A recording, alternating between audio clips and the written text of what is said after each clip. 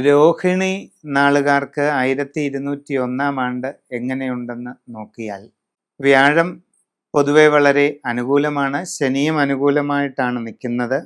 ജീവിതത്തിൽ ആഗ്രഹിക്കുന്നത് പോലെയുള്ള പുരോഗതികൾ കൈവരിക്കാൻ സാധ്യതയുള്ള സമയമാണ്.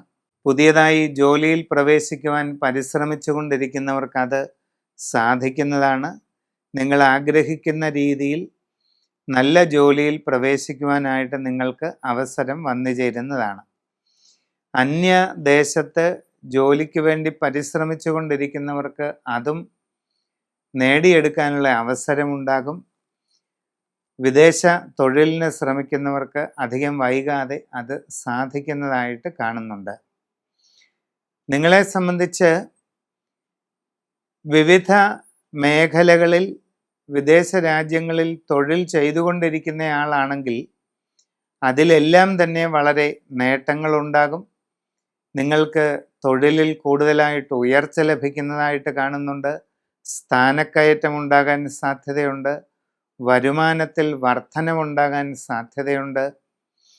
നിങ്ങൾക്ക് നിങ്ങളുടെ തൊഴിലിടത്തിൽ കൂടുതൽ സൗകര്യങ്ങൾ ലഭിക്കാനും ദീർഘനാളായി ആഗ്രഹിച്ചു കൊണ്ടിരിക്കുന്ന ഏറ്റവും നല്ല വാസസ്ഥലം നേടിയെടുക്കാനുമെല്ലാം അവസരമുണ്ടാകുന്നതാണ്.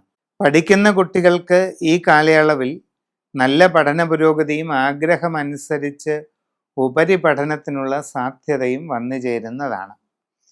കച്ചവടക്കാർക്ക് നല്ല സാമ്പത്തിക നേട്ടങ്ങൾ, ഉയർച്ച, പുരോഗതി ഇതൊക്കെ ഉണ്ടാകും.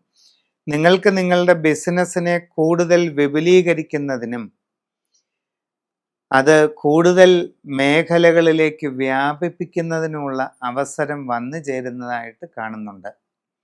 നന്നായി ആലോചിച്ച് തീരുമാനങ്ങളെടുത്ത് മുമ്പോട്ട് പോകേണ്ടതാണ്. ജീവിതത്തിൽ വളരെ സുപ്രധാനമായ വലിയ മാറ്റങ്ങളുടെ ഒരു കാലഘട്ടമാണ് വരുന്നത്.